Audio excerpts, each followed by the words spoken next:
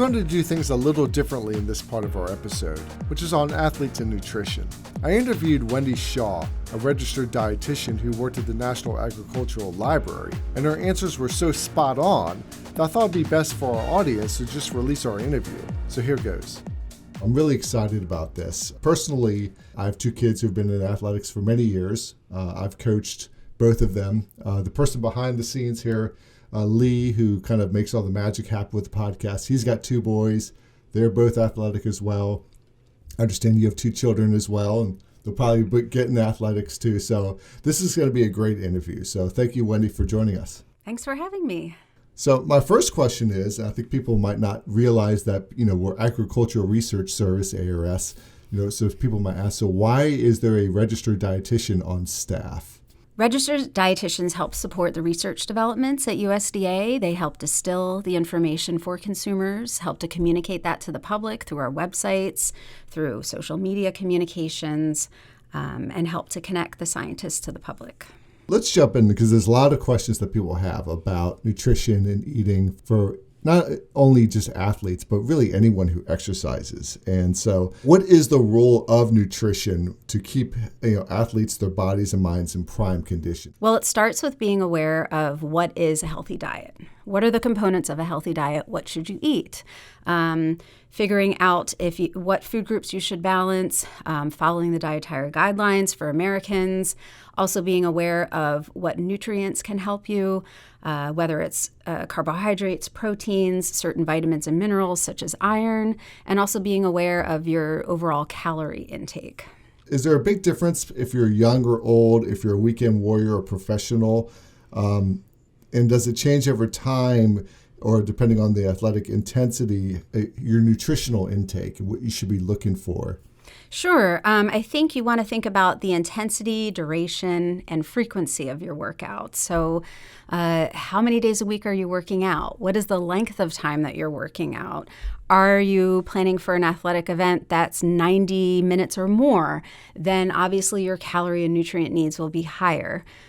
I was looking at the notes, and one thing that I thought was really interesting is you talked about like sports drinks, which are, very, very popular.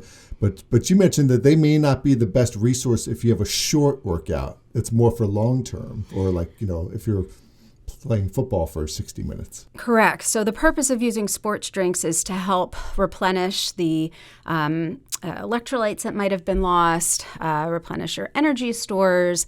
And if you are working out for less than 90 minutes, just casually going to the gym for 30 or 45 minutes, you likely will not need to use a sports drink. However, if you are participating in an athletic event for a couple of hours, that helps to replenish your hydration, the energy that you need, and the electrolytes that might be lost through sweat, heavy breathing, if you're working out in a high altitude or different situations.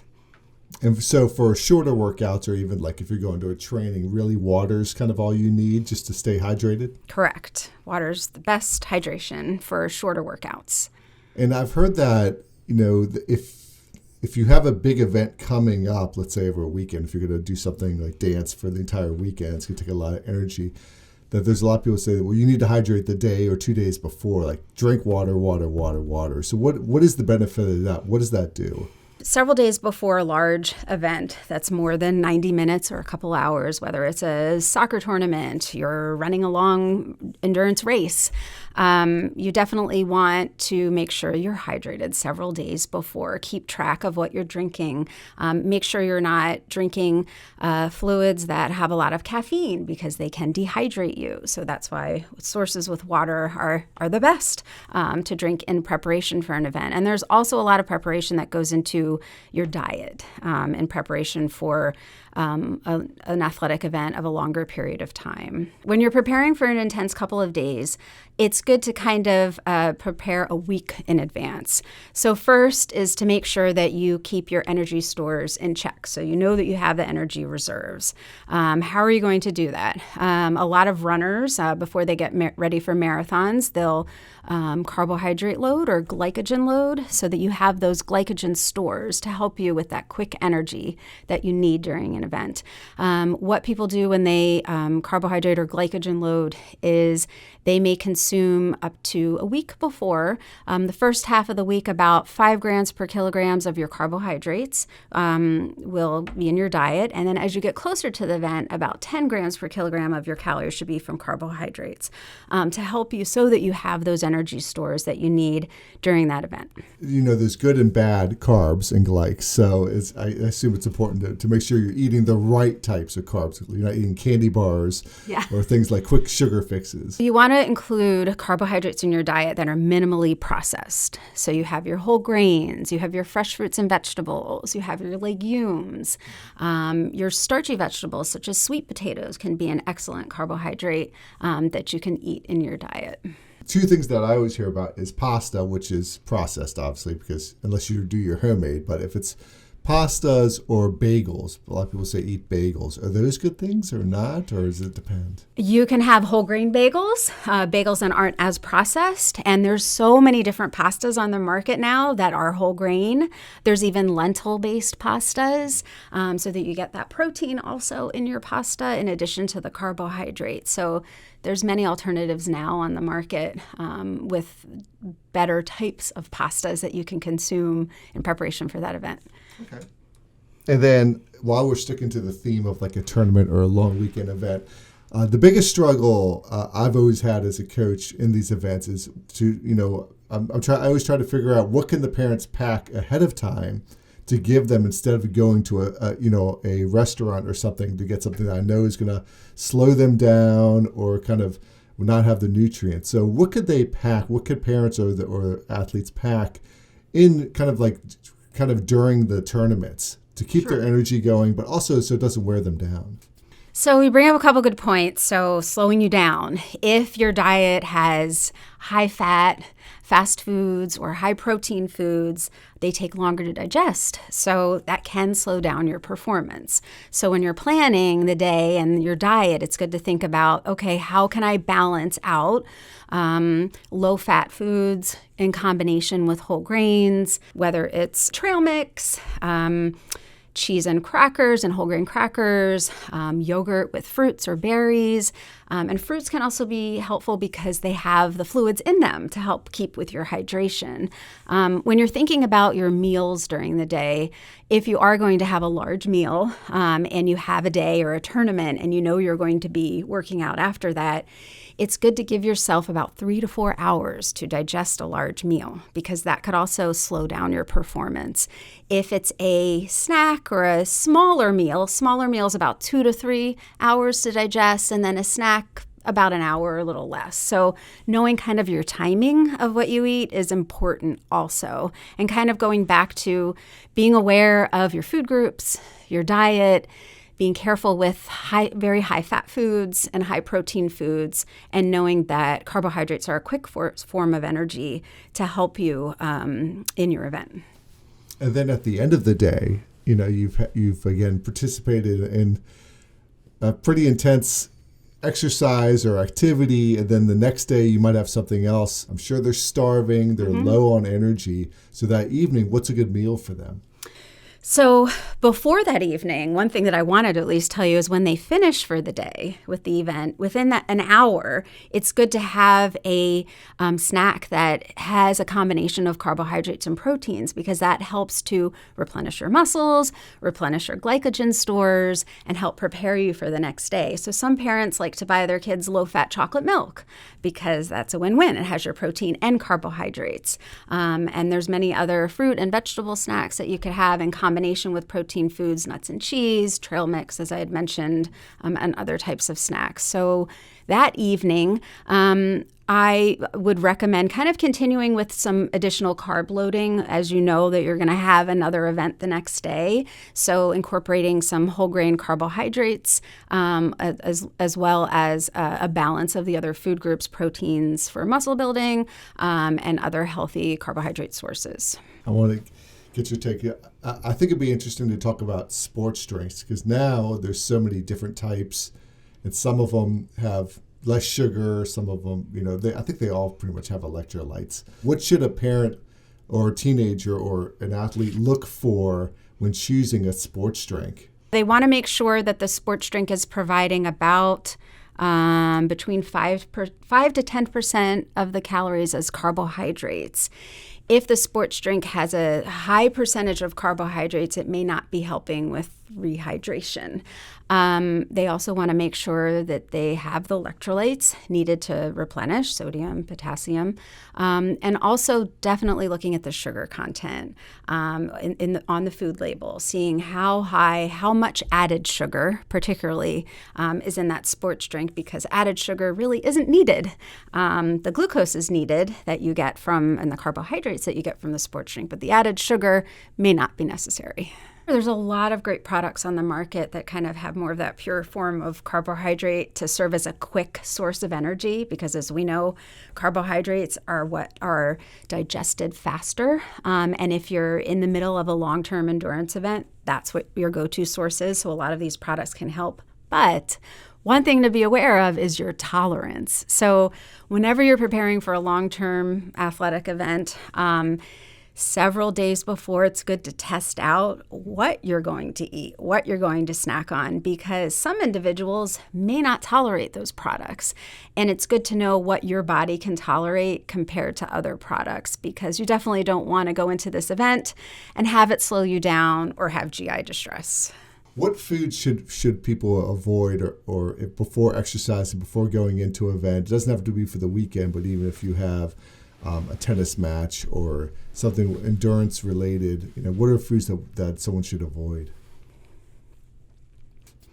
Well, it's good to avoid high fat, high protein foods before an event because they take longer to digest. It's also good to avoid foods or be aware of foods that may be higher in fiber. Some individuals may have difficulty digesting foods that are higher in fiber because they can cause bloat, and bloat combined with fluids is better than just consuming a lot of fiber. So I would say foods that have a lot of fiber, foods that tend to be higher in added sugars, high fat foods and high protein foods would probably be good to reduce or stay away from. So the main thing, which leads into our next question, is, when we're trying to get our bodies ready for an event, is we want to find things that are not only nutritious but digest fast or quickly. Is that correct? Correct. Okay. Are meats, or typically meats, do they digest slowly? So meats are a protein source, and they also contain fats. So yes, if you're looking at meat compared to a whole grain cracker or pretzels, the meats will digest a lot slower than the whole grains will. For people who are athletes and just looking at their diet in general, are there general guidelines they should follow? Is it just a matter of following the dietary guidelines, like that's a great resource for them? Or are there other things that they should add to their diet because they're burning more energy than, say, the average person? Yeah, that's a great question. So, in looking at athletes and different levels of athletes, it all varies. It depends on if their activity is mostly aerobic, so being a long-distance runner, soccer player, swimmer, or if it's anaerobic, where their activity is more weightlifting. Age is definitely part of determining your overall diet and calorie intake. Those that are younger tend to have higher calorie needs than those that are older. The intensity of your activity definitely can impact the amount of calories that you should be consuming, as well as the right balance of the food groups. I think in general, everyone needs to make sure that we have the right balance of all of the food groups and have those patterns so that we can ensure that we're getting all of the nutrients possible. But it depends on the athlete and what their needs are. Okay. One thing that we've seen, I guess really since the 70s, but it comes and goes, are these low-carb diets. But I would think for athletes, you really need to have carbs in your system. That is correct. The low-carb diet is probably not the best type of diet for an athlete to consume on a regular basis because they're losing those energy stores that they need from carbohydrates. And without having that, it can definitely impact overall performance. Diabetes is a serious health condition, but a lot of athletes now are diabetic. Mark Andrews, who plays for the Ravens, is a tight end, is diabetic. And so they must have their own certain kind of protocols and things that they must ingest and keep their body right. What advice do you have for athletes or parents whose children want to become athletes who are diabetic? That's a great question because there's many diabetics that are excellent athletes. In general, I think the first step would be to talk to your physician and dietitian about how to regulate the amount of carbohydrates in your diet, particularly if you're gearing up for a long-term athletic event and you know you need to carb load, knowing what to do if you're diabetic and having that guidance from your health professional is really important. If parents and athletes and coaches want to learn more or dig a little deeper into nutrition, athletics, and exercise, do you have some resources for them? Yes. So the National Agricultural Library has a website, nal.usda.gov, and there are dedicated pages to nutrition. And there's also specific resources on sports nutrition. Nutrition.gov is also a great website targeted to consumers. They also break down the website across the life cycle. So for children, for parents, for young adults. So it's great by age that you can go to nutrition.gov and find those resources that you need in determining how to consume a healthy diet and what you need for sports. The Agricultural Research Service has Food Data Central, and that's an excellent resource to look up the nutrient value of foods that you're consuming, to determine how to read a food label. FDA, the Food and Drug Administration, also has on their website, fda.gov, great resources for consumers on how to understand a food label, which helps you in purchasing the right foods that you need. And lastly, I'd want to recommend the Academy of Nutrition and Dietetics, eatright.org, and you can go to that website and find a dietitian in your state or area if you'd like personalized help with your diet or with your family's diet. That's perfect. I know on the NAL site specifically, you also have a lot of recipes. Yes, so that's a great place to start. If you're not sure what to cook for your family, there's a lot of family-oriented recipes, snack recipes. It's a great place to start. Wendy, thanks for joining us. This is terrific. We can't wait to release this. Thanks for having me. This concludes our sports edition of Science in Your Shopping Cart. Check out our other podcast episodes on our website or on our YouTube channel, USDA-ARS. For Science in Your Shopping Cart, I'm Todd Silver. Thanks for listening. Science in Your Shopping Cart is produced by the Office of Communications, Agricultural Research Service, an agency of the U.S. Department of Agriculture. For more information, visit www.ars.usda.gov. Follow us on Twitter, LinkedIn, and Instagram, like us on Facebook, and watch us on YouTube.